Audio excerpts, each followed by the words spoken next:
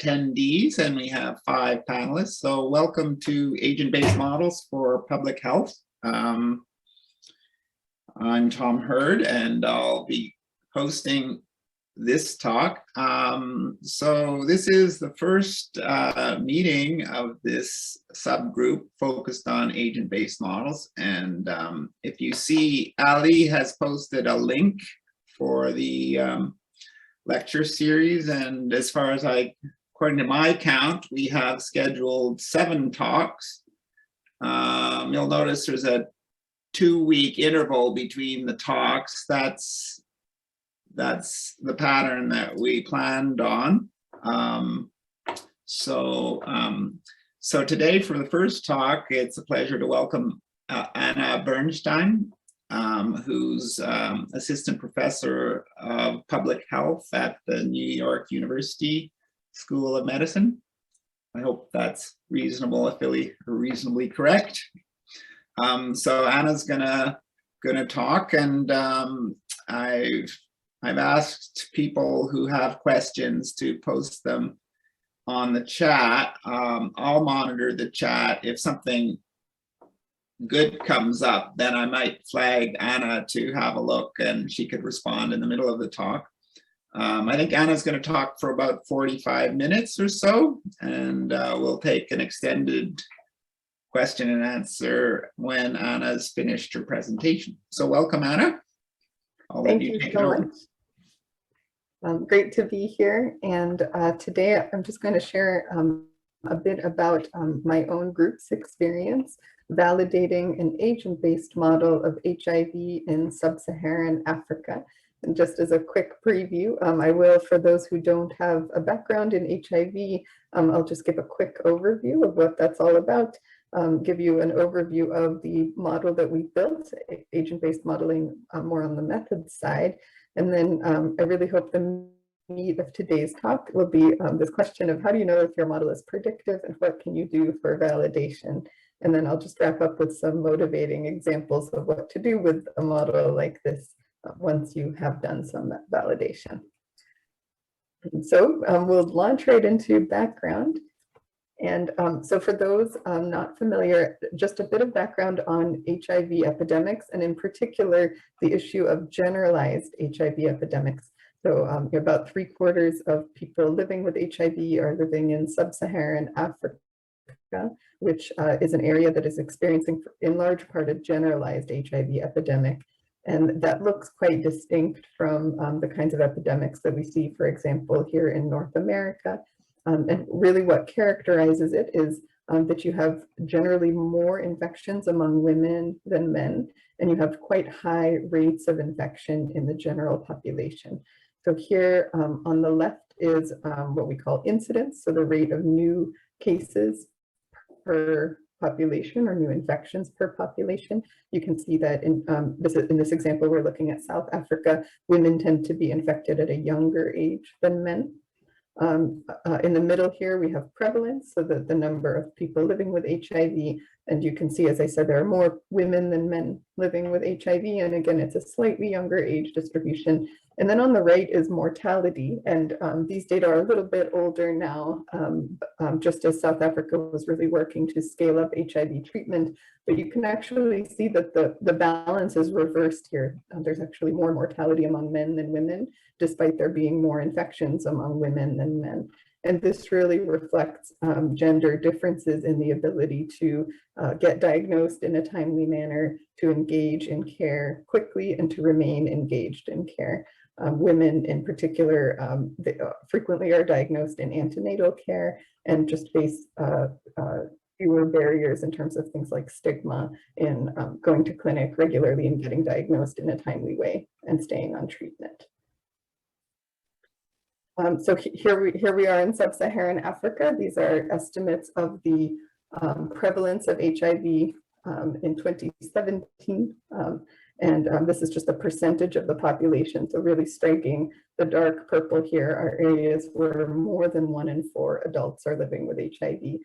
So you can see that there's some dark purple here in the eastern part of Africa, especially here on the coast of Lake Victoria.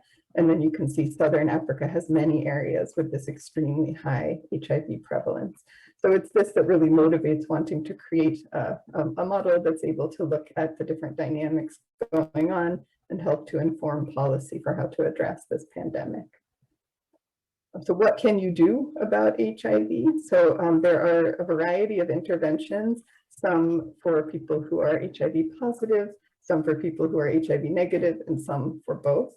So for people who are HIV positive, a really important intervention is treatment, which suppresses the viral load and makes people less infectious, and also prevents rapid progression of disease, and so preserves health and longevity. There's also prevention of mother-to-child transmission for pregnant women, so using the same sorts of antiviral drugs to prevent transmission to the next generation in childbirth and breastfeeding. Over on the HIV negative side, there are various forms of HIV prevention. One that has a very important role in sub-Saharan Africa is medical male circumcision. So this prevents HIV acquisition for men. There's not great evidence that it would prevent onward transmission from a positive man to a woman, so it's really focused on the HIV negatives. There's pre-exposure prophylaxis, which is again an antiviral medicine that can be taken to prevent acquisition. Oral PrEP is becoming more affordable now in sub-Saharan Africa. There's also more effective long-acting injectable PrEP, but unfortunately it is not widely available for now in sub-Saharan Africa. There's post-exposure prophylaxis for people who have a known exposure and can take medicine shortly afterward. We usually think of this as a healthcare worker who's had a needle stick, for example, and that is still the main way in which it's used, although it may have wider potential. And then there's been a lot of work on experimental vaccines, although there's still no effective vaccine, unfortunately, for HIV. And then for both HIV positives and negatives, there are barrier methods, condoms. There's treatment for other sexually transmitted infections, which can increase HIV risk and vice versa. There's testing and counseling to get people sorted into positive or negative and into these interventions. There's behavior change promotion. And then an important intervention in many parts of the world is clean injecting equipment. But again, this is not a driver of HIV transmission in sub-Saharan Africa, so it won't be a focus of today's talk. Okay, so with all of those interventions to think about in this huge public health problem, we can really begin to see the motivation for agent-based modeling. But why specifically is agent-based modeling a useful approach in this context? Well, one reason is that agent-based modeling accommodates detail. With a compartmental model where you're tracking categories of people, you run into problems where if you have a lot of detail in your model, you can have a lot of categories, and that exponential growth in the number of categories can even exceed your simulated population eventually if you need a very detailed model. So when you have so many different interventions acting in so many ways and you want to represent them all at once, it can be useful to have a model that can accommodate detail with a linear increase in complexity rather than an exponential one.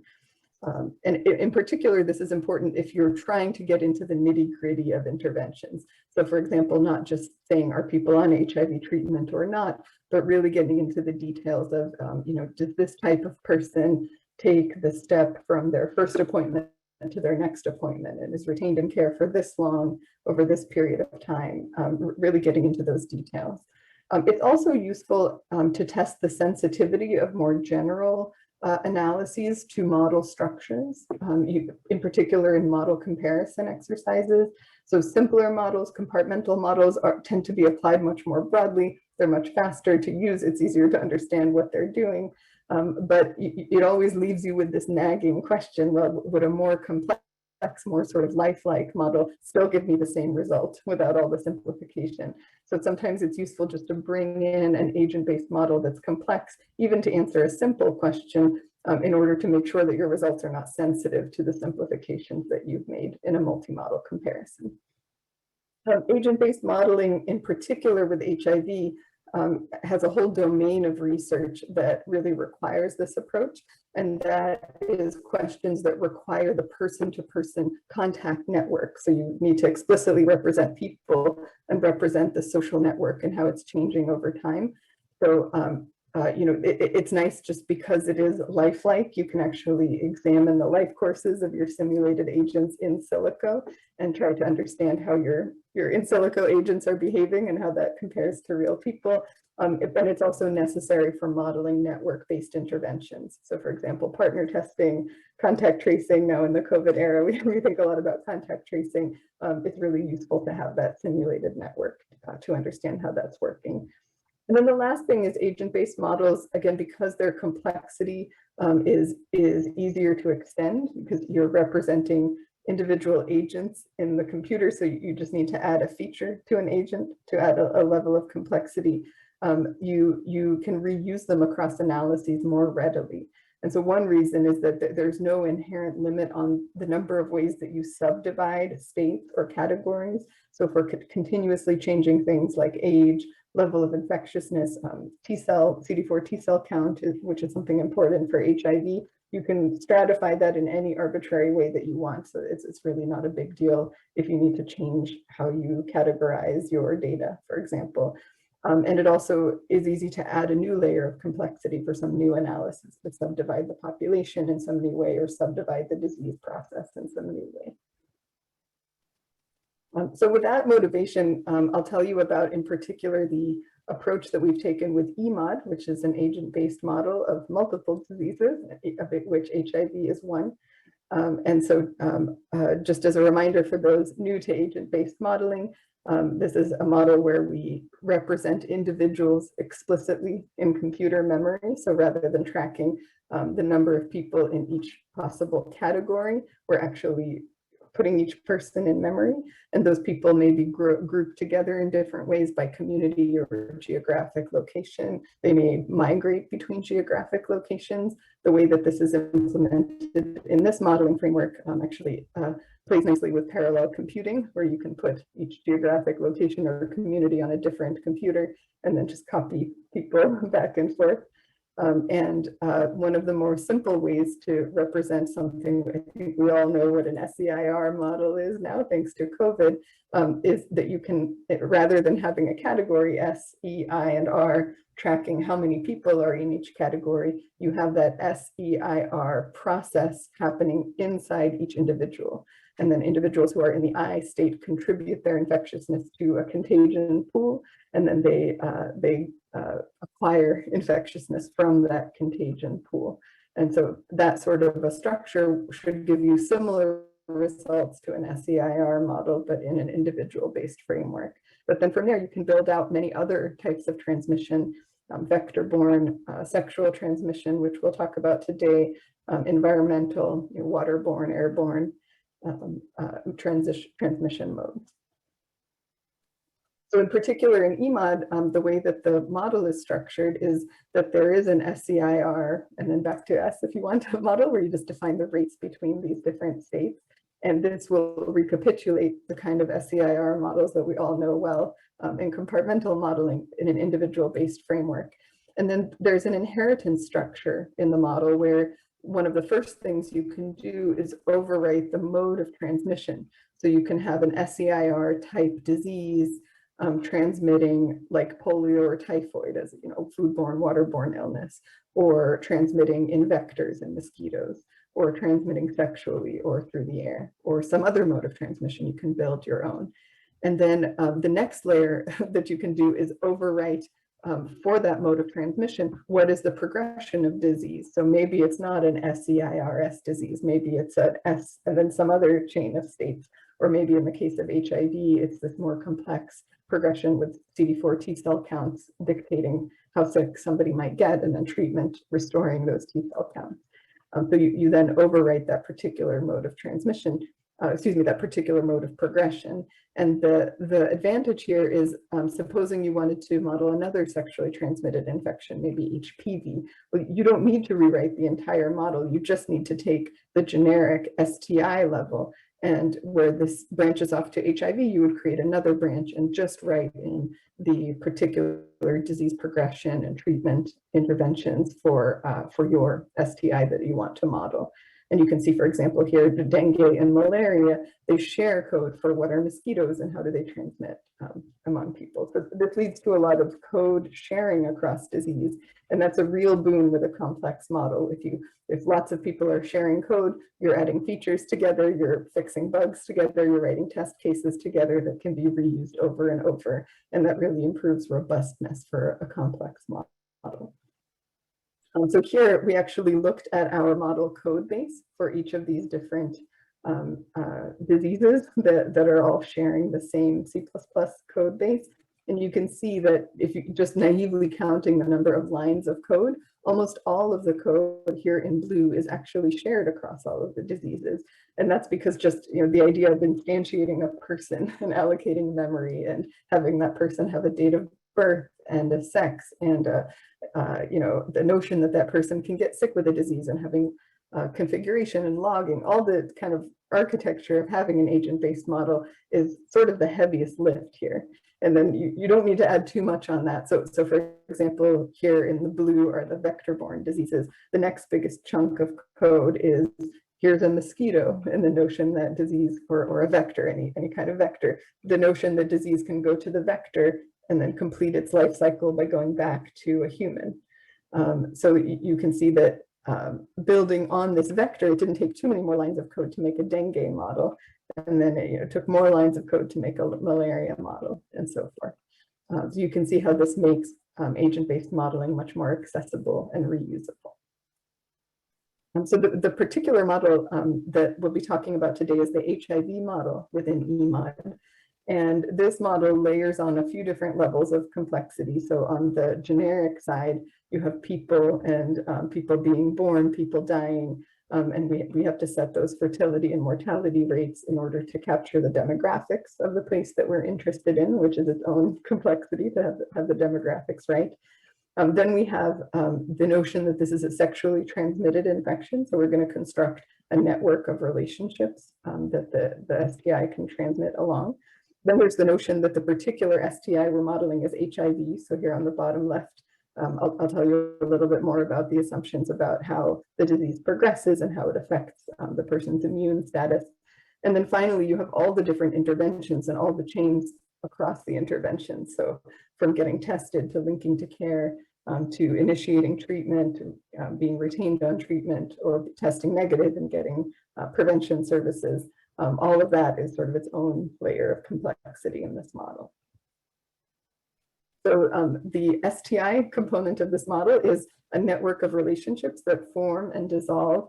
And what's really special here is that the network is age structured. So you can give the model information about the age patterns of formation of these relationships, and that you can have relationships that are remembered over time. And you can also configure whether someone who's currently in a particular type of relationship will then engage in additional relationships or not. And so in that way, you can kind of encode these networks. And so here we've used data from the Africa Center for Health and Population Studies. These are data from about a decade ago now, which look at the observed age patterns of relationships and how people self-report their relationship to be. Is it kind of a short-term, what we're calling a transitory relationship, kind of younger people dating? Is it an informal relationship, so people who are starting to be committed to one another but not yet married? Or is it a marital relationship? And each of those will have increasing age at which people engage in them, as well as increasing duration before those relationships resolve. And I mentioned before, one advantage here is you can actually look at an individual's life course and see what kind of relationships they have and what they experience over time. So here's an example of an individual.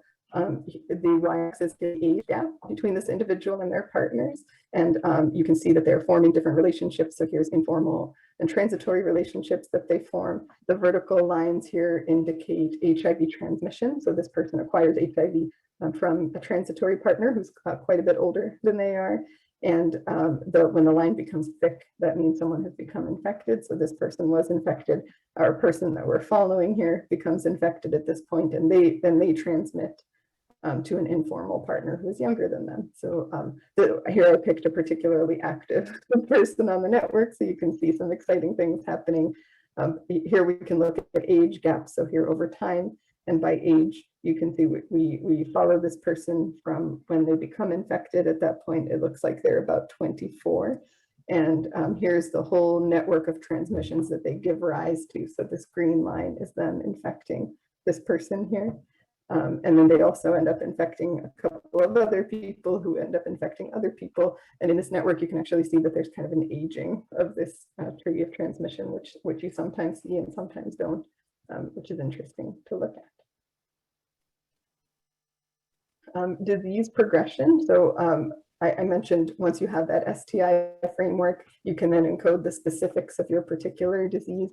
Here we're modeling HIV, so something very important is a person's CD4 T cell count, which determines how HIV is impacting their immune system and their risk of dying of an opportunistic infection. And so here we have somebody who initially determines what their sort of prognosis will be, how long are they going to survive with HIV. Generally, as people get older, they're less able to maintain health before they progress to AIDS. So we have this initial prognosis is age dependent, and we have a little paper on this figure here that I won't get into for today. And then at some point they may initiate treatment and their CD4 count begins to increase again, and their projected rate of death is so long on treatment that in fact they will die of non-AIDS death. So they get to live, this particular person will get to live their natural life expectancy because they have been on treatment. But then if they were to discontinue treatment now, this again hastens their death and they will die of an AIDS-related death. Here we have, in this example, the person will cycle on and off treatment a couple of times. And that's important that we're able to model this because in the field, we really see that people do cycle on and off treatment. And every time they do so, this may pose a risk to their health because their CD4 count may come crashing down. So here, for example, I mentioned the survival time depends on age. So here's an example of just a small test case of our model showing how long people survive if they're infected at age 20, 30, 40, or 50. And I'm in part showing this because you can download these test cases and run them for yourself. And then if you wanted to fiddle with the model to make some other assumptions here, you could do so. This is a public code base. Here's the reconstitution of the CD4 count. So we fit some data from a cohort showing that reconstitution sort of looks like this over 3 years. And then you can actually see a simulated cohort within EMOD here with their CD4 count declining and then reconstituting. And you can have cases of treatment failure, for example, where somebody's medicine doesn't work for them essentially, so they don't get that health benefit. And then I'll just mention the last component here is that we have configurable interventions, which give you all of this detail in terms of the prevention and the treatment and the condoms and other kind of general HIV interventions that people can receive. And there's a lot of potential for complexity here. And the EMOD approach is actually to put a lot of that control in the hands of the user. So you actually build an input file in EMOD where you can configure any care system you want, any chain of interventions from some life event happening to somebody maybe getting tested for HIV, to finding out they're negative or finding out they're positive, and then all the things that might lead to. And you can think of sort of building Legos where you can have different events inside the model, which can trigger something that you've configured. So for example, you can create a Lego block, which says, if somebody learns that they're pregnant, then with this probability, go to antenatal care. And that can depend on what year it is or where you are geographically or what age you are, different things like that. And then from antenatal care, maybe you'll be offered HIV testing or something like that. You can also create your own blocks that connect to other blocks. So maybe you just want to say, I want an intervention where everybody in this age range in this year gets tested. Maybe we're representing a national testing campaign, and then those tests will lead people to get whatever interventions or take some next step. So this flexibility is nice because without rewriting the code, you can build up different possible healthcare interventions. And you know, as questions come up, maybe a country is interested in doing a testing campaign, or even doing a test and treat campaign. And anything that you can kind of dream up, you can add on the fly to the model using this Lego-like approach. Again, there's more information about this online, but each of these Legos encodes when the event will happen, who it will happen to, why it will happen, which is sort of what previous block is connected to that block, what's triggering that event, and then what intervention or diagnostic or something else that person is getting. So people can get diagnostics like antiviral treatment. I mentioned voluntary medical circumcision, prevention of mother-to-child transmission, condoms, STI treatment prep, maybe a vaccine hopefully down the line. Right now there's nothing like that available. They can also get a Lego block that gives them a delay. So you can say wait for either a fixed time or a uniform time or an exponentially or Gaussian distributed time, and you can vary that by the properties of the person, like their CD4 count right now, or where they are or who they are. And so that can help to encode things like inequities and how quickly people might get the next thing that they need to get. You can have diagnostics, so you can say if you're positive or negative, do this or that, or if your CD4 count is high or low, do this or that, or whether you're exhibiting symptoms of AIDS. And then you can also have decisions, and that's helpful because you can encode, for example, as the health system gets better, how likely is somebody, let's say somebody who's diagnosed, to initiate treatment quickly. So that probability might be low at one point in time and then become higher over time. And so you can actually feed in either some data points and create sort of a piecewise distribution or a staircase distribution, or you can give the parameters for a sigmoid and it will kind of slowly ramp up the probability that something will happen. And so it's really, to me, amazing that you can do all of this without actually touching the EMOD source code. You actually just create a file that is these Lego blocks, and EMOD will run whatever health system you tell it to run with arbitrary complexity. So just some examples. Here's an example of how I've configured an EMOD circumcision. Here I have early infant circumcision near the time of birth, and you could just put in a sigmoid function, for example, here. Here's a slightly more complex one of prevention of mother-to-child transmission, where you have someone who becomes pregnant. That will lead them to go to antenatal care. In antenatal care, they may get an HIV test. If they get an HIV test, depending on what year it is, they might get some of the really older drugs like single-dose nevirapine, or they might get the newer combination therapies that became available after a while. And then there may be different types of combination therapies, or they might just go on treatment altogether. And somebody might, who is HIV positive, might go on treatment for life after being diagnosed in antenatal care. And then here in its full glory is a simplified sketch of the entire health system that I've put into some of the modeling that I'm about to show you. And so each of these has more steps inside of it, but you can see that there's a lot here to do with ways that people might test, and then people getting ready to get onto treatment, people getting on treatment, and then people potentially cycling off of treatment and getting back onto treatment. So with that background on the model that we've built, what I really think will be the meat of today's talk is this question of model validation. So we've created this complicated thing. It's a little hard to get your head around exactly what's going on in there compared to a really simple model of a few different states. And so how do we establish that this model is credible, that it's doing what we hope it's doing, and that it's predictive, that it's able to give useful predictions? You know, there are different things that you can do in the spirit of model validation. You can first ask the question, look, do the model results comport with past clinical trial and cohort observations? So you know, the way that HIV progresses or the way that treatment works, does it match what's been observed in cohorts and in trials? And if you're actually using data from those trials to set model parameters, then showing that the model indeed gives you back what you put in, similarly to what I just showed you with the CD4 T cell counts with and without treatment. It's just showing the model is working the way you expect, so it's consistent with the data. It's even better if you have a trial where the data was not used to set your model parameters.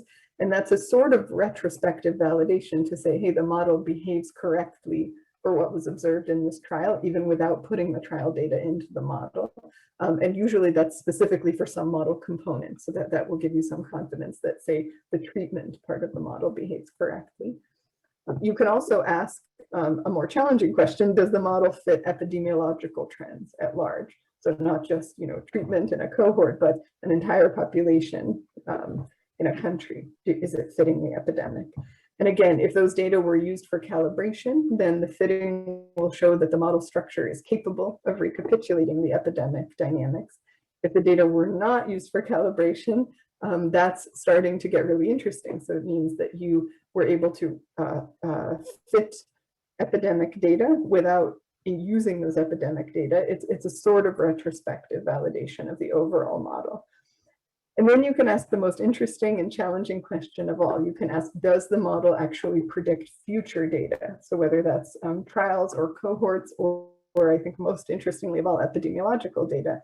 When you actually make a prediction and then you see if you got it right or not, that is really the meat of the prospective validation. In my opinion, that's more rigorous. It's also more rare and more time intensive, because often, you know, a study launches and you say, okay, I'm going to try to predict the study results, or a survey launches in the field and you say, I'm going to try to predict the results of this epidemiological survey. But you have to wait for the survey to end and for the results to become available. So it might be years before you find out whether you guessed right or not. So I'll tell you about one really special opportunity that our team had in the space of model validation.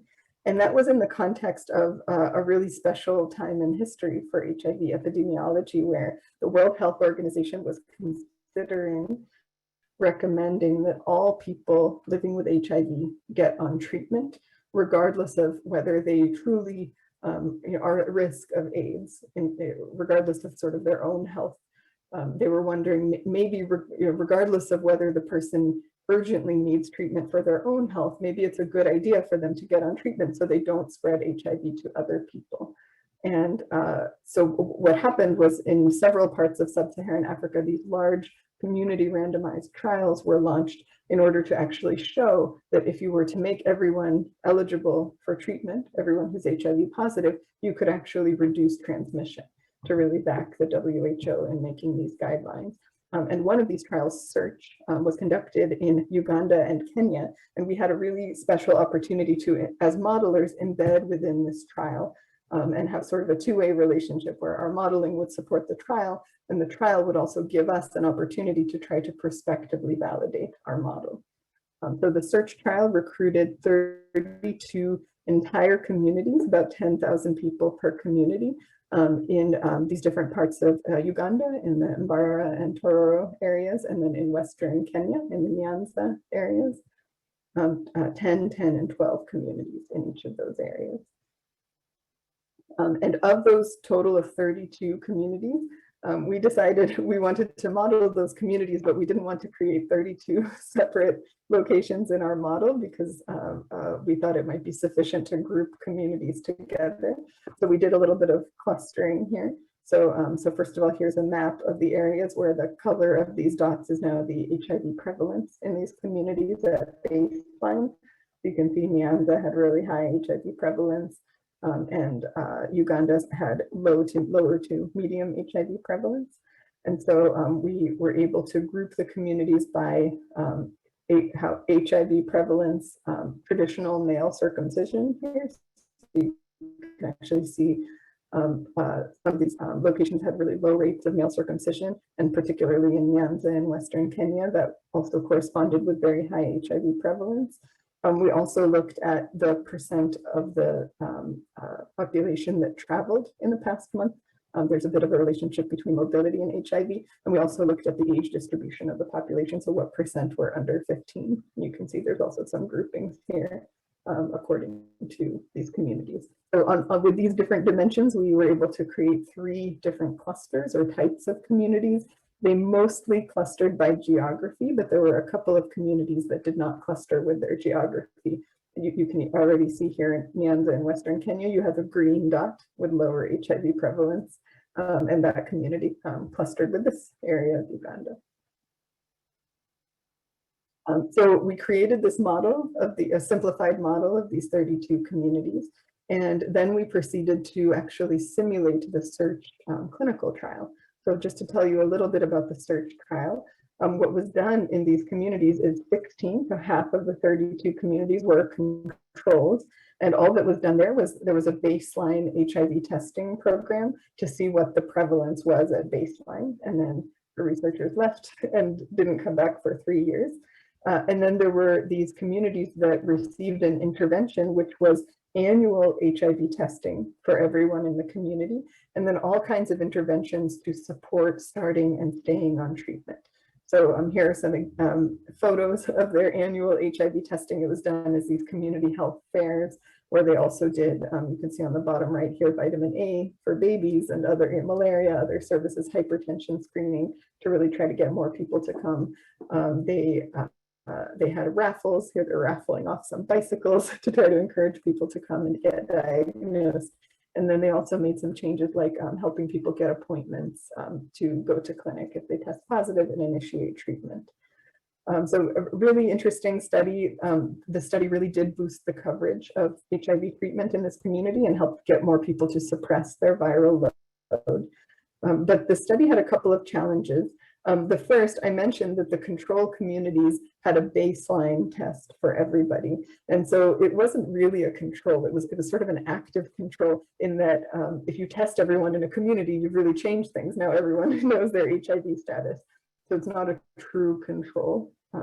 And the second issue is sort of like contamination. I'm going to call it contamination just as a quick way to refer to it. But essentially, these are very mobile populations. So even though the study communities were nice and far apart, and it was unlikely for someone to go from one study community to another, people did come in and out of the study area to neighboring communities that were not doing anything with the study. And so, for example, in a perfect world, if you could get every single person living with HIV in your community on HIV treatment, somebody could still have a sexual relationship with someone outside the community and become infected. So, you're not giving this intervention to the whole country or even the whole region, but just one community. So you have this interaction with the outside world.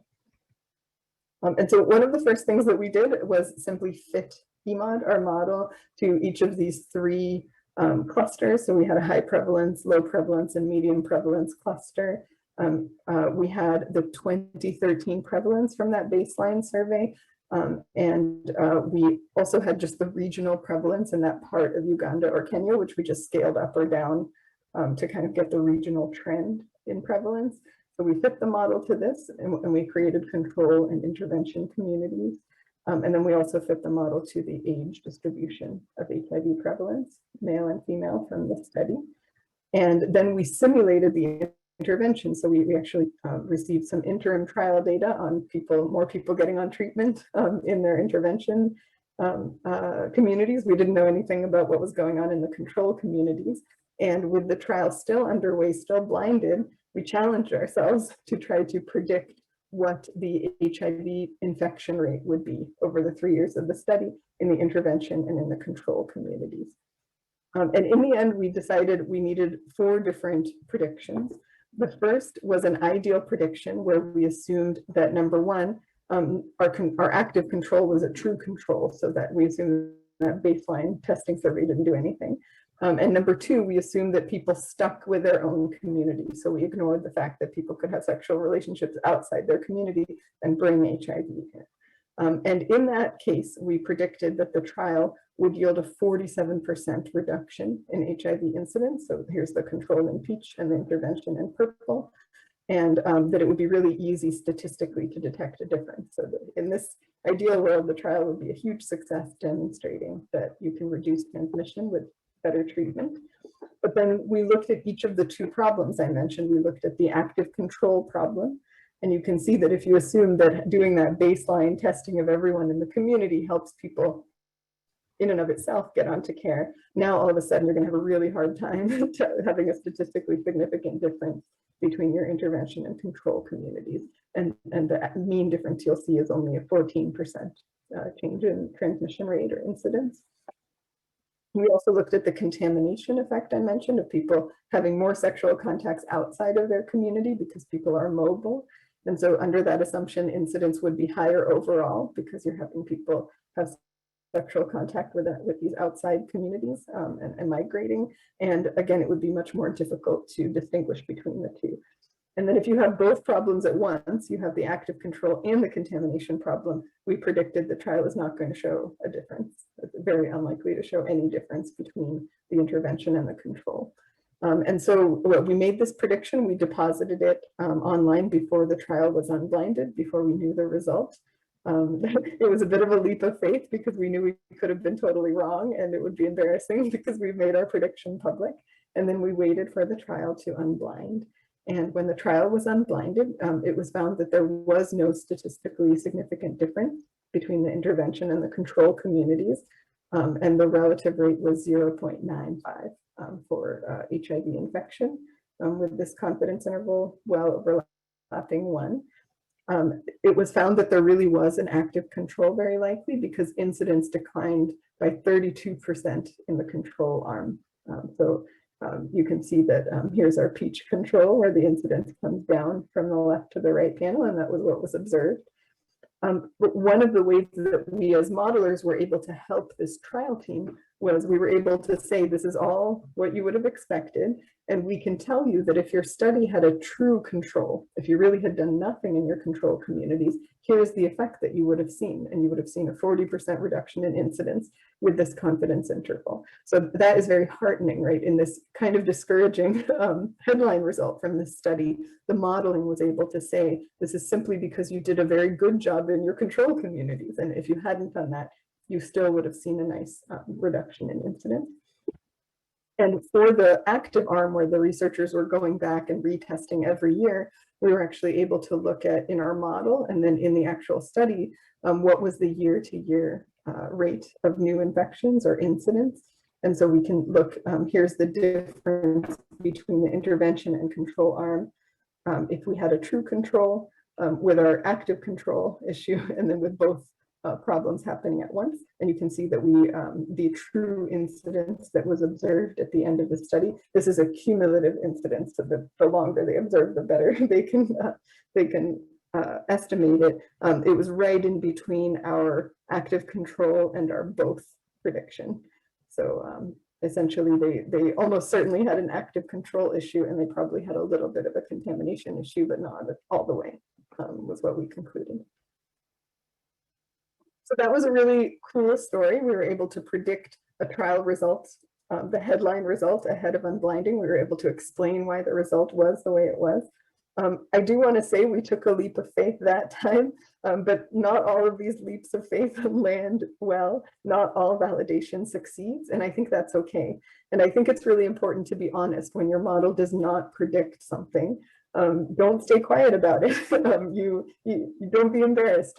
Go ahead and put it out there. And I have to take my hat off to several colleagues who participated with us in a comparison of 8 different models, all listed here, EMOD here in pink, trying to predict the results of a community-based HIV survey. So they're going door to door doing HIV testing and also trying to estimate transmission rate based on the antibody profile in the blood of people that they're testing. Certain types of antibodies tend to be associated with having a recent infection, which you can use to try to estimate incidence. And it turns out most of the models were correct and on most of these things, but we were all wrong on how high the prevalence would be among women, as well as how high the incidence would be among women in this survey. And so every single one of these 8 models was wrong here, and all the models had to go back and make adjustments. There were also some limitations to the survey itself here. Only about 2/3 of people provided blood specimens in this survey. There was a high refusal rate, and there's also some uncertainty about the methods of this incidence estimate. But even so, I think this is really important just to point out that not all validation succeeds, and sometimes it's a data issue, but sometimes all of the models are wrong and need adjustment. So with that, I'm just going to breeze through a few example applications of this model. We worked so hard and modelers work so hard to do this validation. But why do we do it? It's to evaluate public health strategies. So here's an example. I have the references here so you can take a screen grab if you're interested in any of these. We look a lot at age patterns of HIV and age-based targeting. So if you provided PrEP or some other prevention intervention really intensively to a birth cohort, can you kind of get HIV to work its way out of a population? Or if you target a particular age range steadily over time, can you be very efficient with HIV prevention?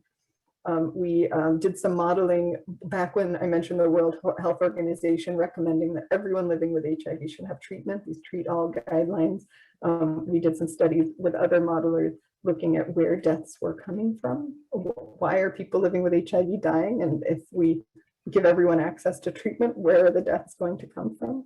And we were able to show that if you were to recommend immediate treatment, let anyone living with HIV get on treatment, it would avert a lot of deaths, but in the end, it would avert less than 15% of deaths compared to really rationing treatment to people as they're starting to get sick.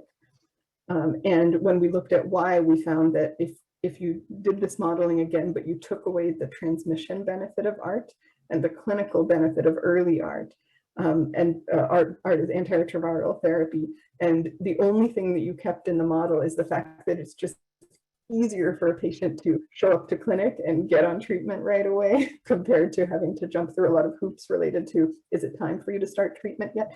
That basically accounts for almost the entire benefit of recommending immediate treatment. It just makes it simpler for patients to get on treatment. And that's even more important than the other effects it has. We've looked at whether HIV prevention could pay for itself. And it turns out in the case of voluntary male medical circumcision, it can. Here's a comparison of us with two other modelers. These were compartmental models, and ours was the agent-based model here. This was really interesting because one model here was age-structured, and another was not. And then we had our very detailed agent-based model, and we all sort of agreed, even though we made slightly different projections, that the South Africa HIV program will completely pay for itself in the 2020s. That all the treatment costs avoided by averting HIV infections will pay back all of the spending on male circumcision. We've done some work on whether treat all is actually working. This is work by my colleague Adam McCullion on HIV transmission in Eswatini, showing that we've seen these really large declines in HIV incidence, and that treatment is really what's contributing to this, and looking at the dynamics of that by age group, so showing that treatment is also causing the epidemic to age somewhat. We've looked at a question that I know we think about a lot with COVID now. Could you prevent pandemics by providing interventions for people who are moving from place to place, migrants? So we looked at the particular scenario of mine workers in South Africa moving back and forth from their home communities. And we asked, could we have provided a lot of HIV services to them to prevent these very bad epidemics that ended up happening in the home communities? And we found that you could have done that, but you would have had to do it in the 1990s. It's too late now to take that approach. And then finally, we've looked at what parameters of these models matter the most. And I think kind of getting back to the methodology, these are really important studies, these sensitivity analyses that tell us these are the assumptions that are really affecting our results. So looking at how, with each parameter that we're uncertain about, how that affects the burden of disease that we project, the budget impacts on the health system, and the cost effectiveness ratio over different time horizons and discount rates.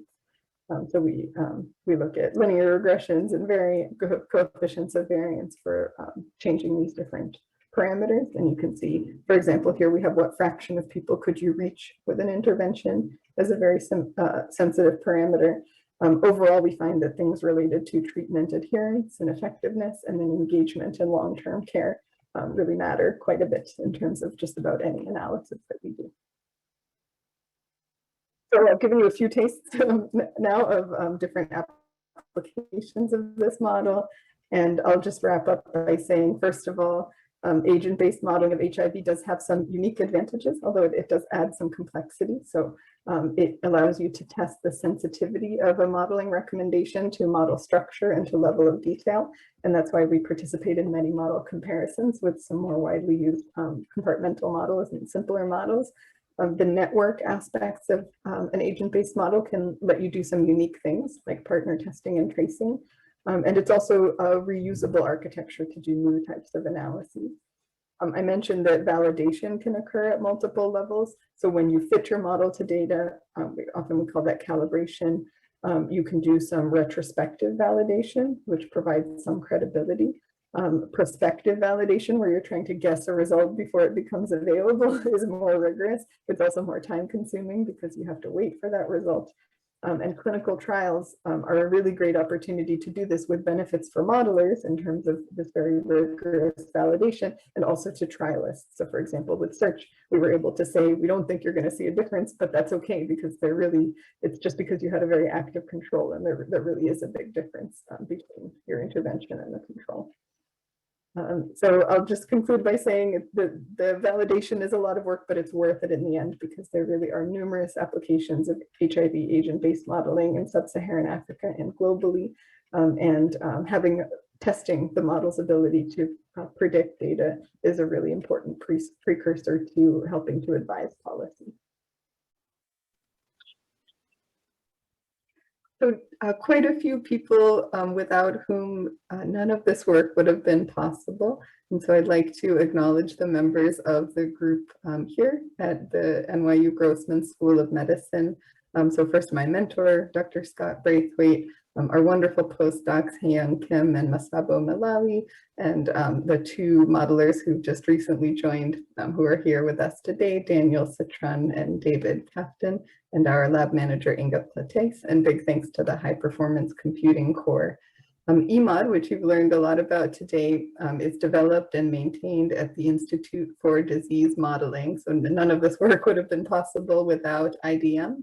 And many people have contributed there. I'd like to have a special shout out to Daniel Klein, who did much of that network research and developing and designing the network in EMOD that you saw today. And then the several developers and software programmers, especially Dan Breidenbecker and Clark Kirkman, who have helped us all along the way in adopting this model. And the search trial, which enabled the validation of EMOD that you saw today, with a special shout out to Britta Jewell, who was the postdoc who was jointly working with IDM with the EMOD model and with the search trial, who did the validation. And she is now at UKHSA, so congratulations to her. But of course, none of this would have been possible without many organizations around the world who create the data to fit these complex models, who are partners to us. In some cases, we have people in the country that we're modeling who are really running the model, calibrating the model, doing this work. So I want to give a huge shout of gratitude to everyone who makes this kind of work possible. And thanks to all of you for being here.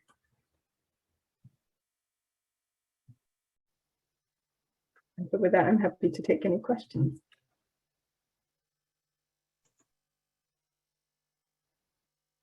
Thank you, Anna.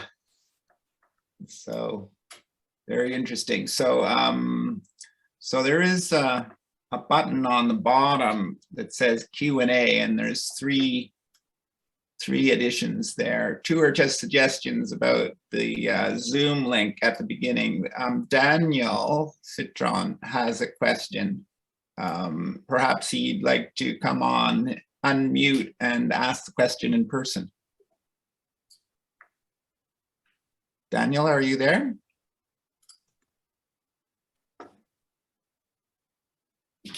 Hello, is it working? Yeah, can you so, hi Anna, thanks for the talk. I just had a question. You had a trial result figure in the search trial study that you reviewed, and you have the intervention arm plotted, but not the control arm. Am I misunderstanding the data that are available for that figure? Yeah, so one of the limitations of the data for this trial is, I'll just go back to this slide for a moment. So in this trial for the control communities, they did a baseline prevalence survey and then they went away and they came back 3 years later and they looked to see if people who were still there, how many had become infected. And they used that to estimate a cumulative incidence. So they just have one number, the cumulative incidence. But for the intervention communities, they came back again and again, year after year throughout the study to continue delivering this intervention. And so that's why specifically for the intervention arm, they have this annual incidence year by year, which we can compare to the model. Okay, thank you. So that's it for the typed in questions. Several people, I noticed Parisa put up her hand quite a while ago. Parisa, are you there? Would you like to ask your question? Excuse me, I mistakenly pushed the button. I'm sorry for that.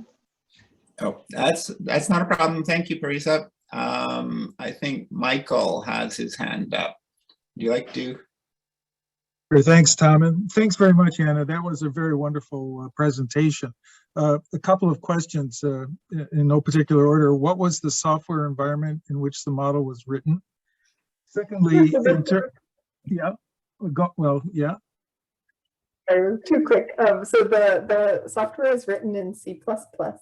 And I think I had a link up with a GitHub repository that has the source code for the software, which there should be some instructions up there if you'd like to compile it for your architecture. Let me just put that link up again so that you can take a screen grab. And I know that this group, the Institute for Disease Modeling, was my home for a decade, and they're very collaborative.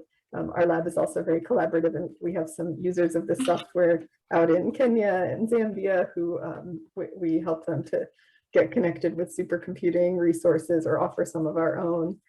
So if there are folks out there who would like to get started but need a little bit of help, feel free to reach out. Yeah, secondly, it's been over a decade since I was involved in some HIV modeling with a group, I think in Stellenbosch. But one of the challenges was the sexual contact network. And one of the things that turned out to be important, in addition to the minors you mentioned who travel back and forth, was commercial sex workers. So how did you include those kinds of folks? And for example, when you modeled the different communities in the validation study, was the contact network the same for each one, or did it vary? I have two more questions. Two great questions. Yeah, so in terms of commercial sex workers or female sex workers, the way we decided to handle it in our model is there's kind of two types of behaviors. There's what we really think of as commercial sex workers, so people who kind of do this for a living. They have many different partners over the course of a week or a month. And for them, we created, we use that flexible architecture where the Lego block thing that I showed you to create a Lego block that says, if for this % of women, when they get to this age, they're going to begin to become involved in sex work. And then after this amount of time, they're going to stop being involved in sex work. And the same thing for men at this age, some % of men will become a client of a sex worker. And then at this age, they stop being a client. The data to inform that are a little shaky, but fortunately in some countries there are actual sex worker enumeration surveys. So for example, in Kenya, they've done this enumeration survey where they use secondary informants. So they went to places like bus stops, or, gathering points, and they asked guys hanging out there, where would you go for a sex worker here? And the guys would tell them the places they know about, and then they would go to those places. And if there's, let's say there's a hotel-based spot, then they would go to the hotel owner and they would find out how many rooms do you let and how many times per day are these rooms rented out. And try these different methods to estimate what the population is. Or for street-based, they would just count people on the street. And so so they were actually able to quantify this. So we were actually using those data for Kenya. Other places, it's a lot more nebulous. These surveys are just so hard to do and politically sometimes get blocked. So we just kind of make a guess, maybe it's 1% of the population or something with these behaviors. So that's how we handle sex workers. There's a kind of a whole other spectrum of behavior, which is people who are having sex partners for transactional reasons. So maybe they're in debt, or maybe they need lodging, or they need financial gifts or something, and they have a stable partnership. It's motivated by economic reasons, but it's not as if they're having 20 different partners in a month. They basically have 1 or 2 stable partners, and those people we lump those together with any other reason you might have an extra relation, multiple sex partners, whether it's economic reasons or because you like the person or some other reason. So we kind of just lump it all together into that network. And then your question about whether the network is different, it is different, and it is difficult to have data on the network. And so what we tend to do is have a few knobs. Some key ones are, what's the probability that if you're in one relationship that you will be interested in another relationship?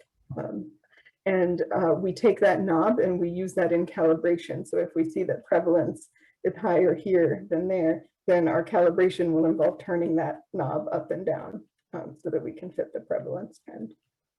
Great. And if I may have one more, I heard it's ages ago that one of the challenges created by, I think it was the Gates Foundation and their HIV interventions, was that people would get together and not only get treated for HIV, but they would pass tuberculosis around. And I saw one of your little boxes had HIV and TB. So am I right in that recollection, and that there is a co-infection kind of issue here? Yeah, so TB is one of the many infections that people become more susceptible to when their CD4 T cell count goes down. So getting on HIV treatment is a really important way to protect against TB because it can bring the CD4 T cell count back up. But even people with treated HIV do have a bit of a higher risk of TB. I think when you were talking about getting together, actually, this is an active area of research for us that we're really looking into now in the era of COVID, where people are thinking a lot more about social distancing and about immunocompromised people maybe should not be in crowds during COVID. Maybe immunocompromised people should not be in crowds when there's TB around, right? If you have untreated HIV, or your medicine is not working, or you're not adhering to your medicine, maybe you should be given extra protection from having to sit in a crowded waiting room in a clinic. So really thinking about how can we adjust HIV services. They've already been adjusted to be safer from the standpoint of COVID, but how can we take those lessons and apply them to make them safer for TB? TB is the leading killer of people living with HIV. It was the leading infectious killer in the entire world before COVID came along. So it's kind of amazing that it took COVID to help us think about this, but I think it's very important. Thanks.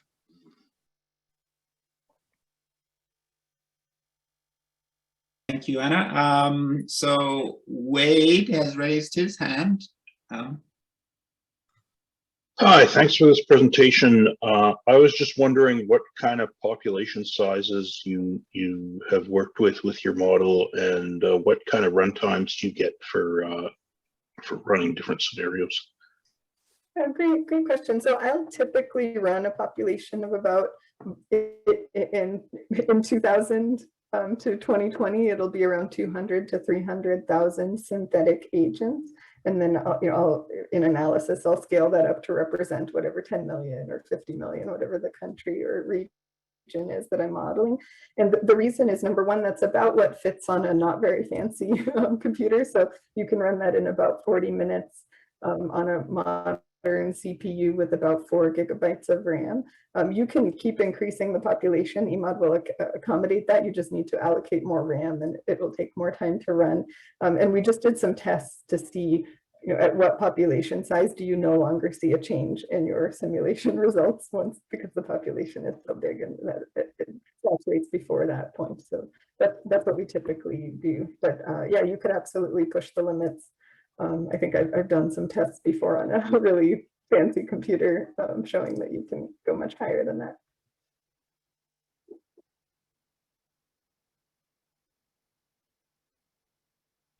If I can jump in again, one of the challenges with these interacting agent models is RAM.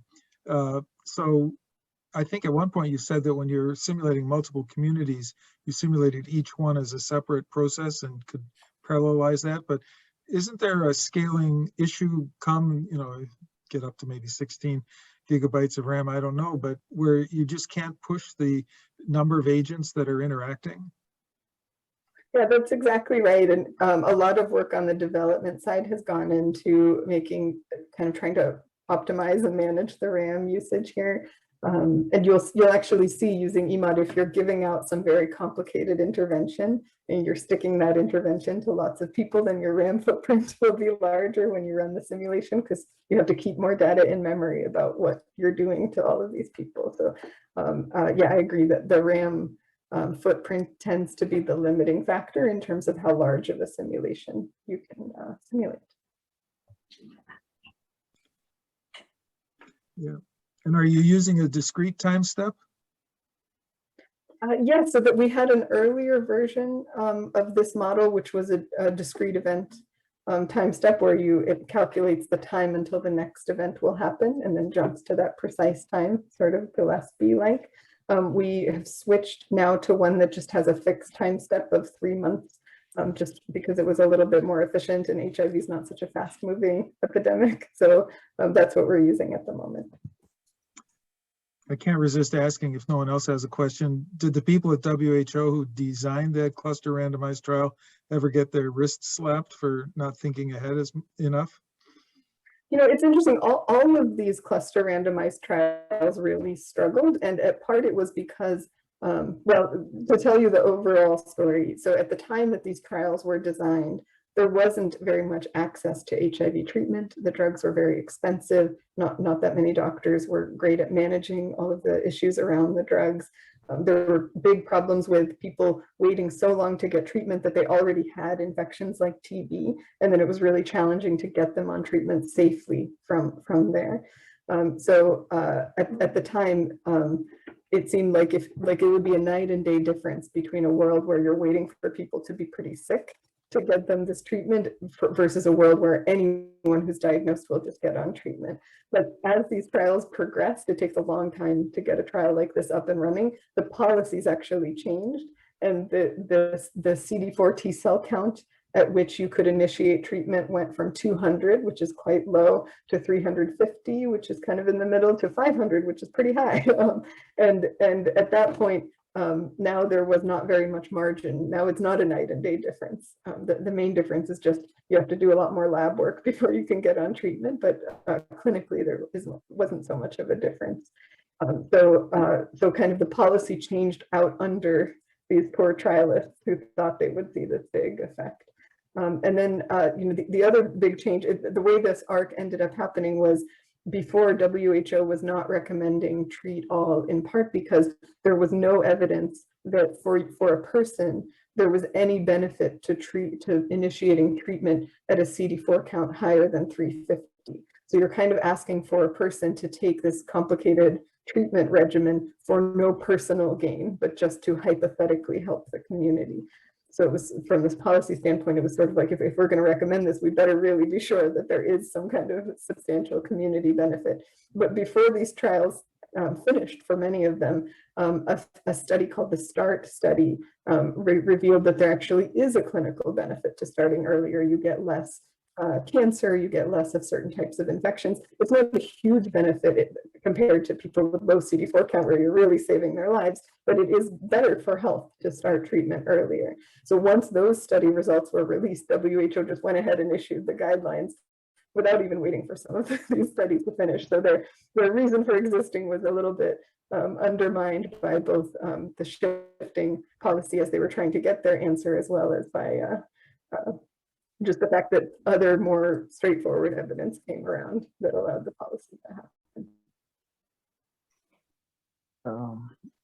Tom, there is one question in the Q&A part, if you can see that.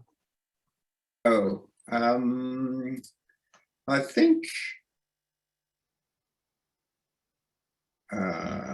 that's from Daniel. Maybe you already responded. Sorry about that. Daniel has been asked his question. All right, I'm sorry. Yeah. So I don't see any other questions. I put it out there. If anybody in the audience has a quick follow-up or a question, please raise your hand and we'll deal with it right now.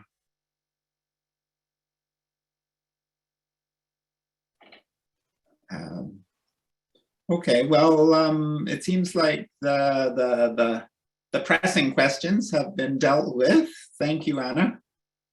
I can ask one more, Tom. Okay, thank you, Michael. Always reliable.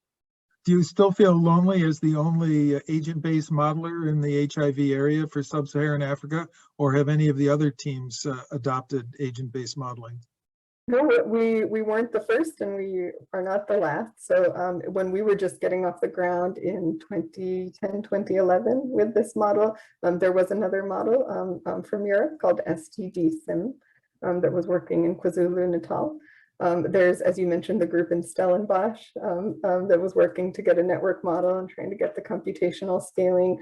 There's also a really wonderful group at University College London run by Andrew Phillips. Theirs is not a network model, I don't think, but it is an agent-based model. And that model is really amazing in terms of the clinical detail of really following drug resistance mutations and really deeply looking at evolution of resistance. So we certainly aren't the only agent-based model, but often in these multi-model collaborations, we are the one agent-based model whose role is to make sure that a lot of the simplifications other models are making are okay to make. And when you add that detail back in, you still get more or less the right answer.